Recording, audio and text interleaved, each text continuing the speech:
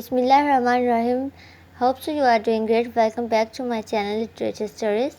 तो आज की इस वीडियो में हम डिस्कस करेंगे रोमांटिक एज को, रोमांटिक पीरियड को। रोमांटिक एज को रोमांटिसिज्म भी कहा जाता है, age of romantics. Romantic period start हुआ था 1796 में ये स्टार्ट हुआ था और 1832 में ये एंड हुआ था। रोमांटिक पीरियड का start basically William Wordsworth and ST. Coleridge, जो कि बहुत क्लोज फ्रेंड थे एक दूसरे के, इन्होंने जब प्रीफेस लेकर बैलेट पब्लिश किया था तब रोमांटिक एज का स्टार्ट हुआ था।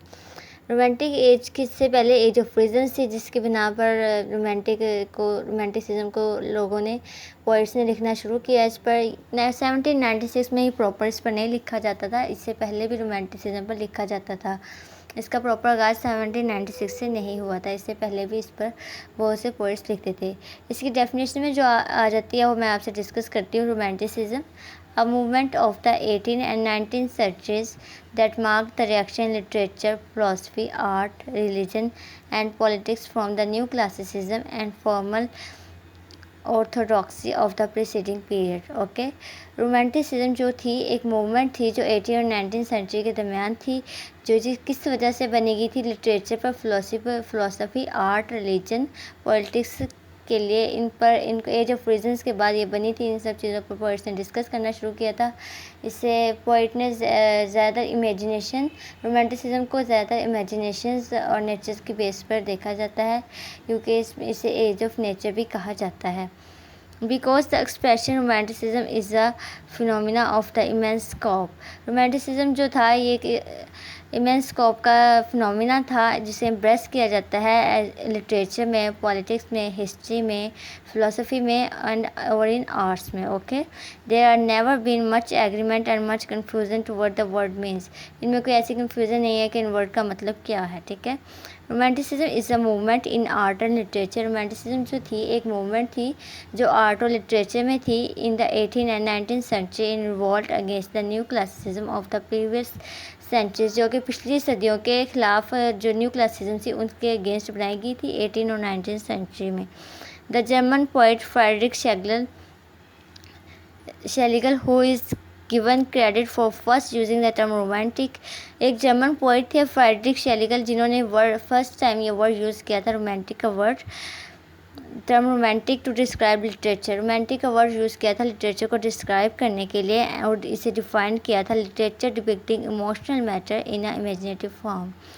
Social and historical content in romantic as. First and foremost romanticism is concern with the individual. Romanticism जो थी वो कंसर्न करती थी इंडिविजुअल से मोर देन द सोसाइटी की निस्बत इंडिविजुअल से कंसर्न करती थी। The individual consciousness and specially the individual imagination are specially fascinating for the romantics. ये सब रोमांटिक्स के लिए बहुत मायने रखते थे, इंडिविजुअल की consciousness. Okay, the early romantic period has coincides with what is often called the age of revolution. जो अर्ली रोमांटिक पीरियड था वो इस चीज़ पर मुश्तमिल था कि एज ऑफ रिवोल्यूशन किससे कहा जाता है। इसे अक्सर एज ऑफ रिवोल्यूशन भी कहा जाता था, जिसमें शामिल आ जाता है अमेरिकन फ्रेंच रिवोल्यूशन आ जाती है। अच्छा, अमेरिकन वॉर ऑफ इंडिपेंडेंस जो थी इसमें एज ऑफ रोमांटिसिज्म में आ जाती है। इसके बाद फ्रेंच रिवोल्यूशन आ जाती है। इंडस्ट्रियल रेवोल्यूशन इसमें इंक्लूड है रोमांटिक एज में, जिसमें इंडस्ट्रियल रेवोल्यूशन से लोग जा रहे थे, कंट्रीज़ की तरफ जा रहे थे, मतलब सिटीज़ की तरफ जा रहे थे, क्योंकि उस वक्त कंट्रीज़ में गांव वाली साइड जो थी, विलेजेस में बहुत ज़्यादा बीमारियां हो गई थी, लोग भूख से बहुत तंग थे। तो इंडस्ट्रियल रेवोल्यूशन से इन्होंने दूसरी तरफ जाना का रुजू कर दिया था। ठीक है, उसके बाद रोमांटिसिज्म को हम करते हैं न्यू क्लासिसिज्म से, इसका वर्सेस करते हैं। Several characteristics are subsumed under romanticism. इसमें बहुत सारे कैरेक्टरिस्टिक्स हैं जो रोमांटिसिज्म में इंक्लूड हैं। For most scholars the term implies the departure from the new classicism qualities the reason। Specially जो थी इसमें रोमांटिसिज्म जो थी वो रीजन्स पे बेस करती थी। रीजन्स की वजह से इस रोमांटिसिज्म को लिखा गया था कि ये सब कुछ हो क्यों रहा है, तो पोइट्स ने नेचर पर भी लिखना स्टार्ट किया था। Moderation and the order to which it to reign supreme during the period of the so-called enlightenment which preceded the romantic period। New classical writers जो था उन्होंने देखा सा man as being limited and restricted by his position in the natural hierarchy of the great chain of being. They asked what is man like. उन्होंने पूछा कि man किस तरह का है, किस जैसा है। इन्होंने जब देखा कि इंसान जो है वो लिमिटेड और रिस्ट्रिक्ट हो रहा है अपनी पोजीशन से, नेचुरल हायरार्की से, तो तब उन्होंने पूछा कि मैन क्या है। They wanted to express something universal and philosophical about man. ये इस लाइन से आपको वैसे ही बहुत समझ लग जाएगी कि वो इंसान को अहमियत देना चाह रहे थे। उस वक्त के लोगों की भूख और कमी की वजह, भूख प्यास बहुत ज़्यादा, इन चीज़ों की कमी हो गई थी। सेहत का बिल्कुल कोई निज़ाम नहीं था। इंडस्ट्रियल रेवोल्यूशन हर तरह से तबाह, एक किस्म की तबाह बर्बाद हो चुकी थी।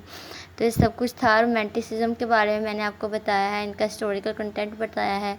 इसके जो फर्स्ट जनरेशन के इसके जो पोइट माने जाते हैं वो उसमें आ जाता है विलियम ब्लेक आते हैं, और उसके बाद विलियम वर्ड्सवर्थ आते हैं, एस.टी. क्लैरिज आ जाते हैं, और सेकंड जनरेशन के इनके जो पोइट्स हैं वो हैं जेन ऑस्टन है। जेन ऑस्टन ने जो वर्क किया है वो काफ़ी, इन्होंने नावल लिखे और सारे रोमांटिक नावल थे। और जिस टाइम पे उन्होंने ये नावल लिखे उस टाइम पे वुमेंस का नावल लिखना इतना अच्छा नहीं माना जाता था, तो उनका ये वर्क एक किस्म का हाइड वर्क था जो बाद में पब्लिश हुआ। उनके होते हुए सब कुछ नहीं पब्लिश हुआ। विलियम ब्लेक एक ऐसे पोइट थे जिनको जितनी भी फेम मिली है आफ्टर डेथ मिली है। उन्होंने बहुत कुछ लिखा, बहुत सारी पॉइंट्स लिखी, बहुत कुछ लिखा, लेकिन उनको फेम उनकी आफ्टर डेथ मिली है।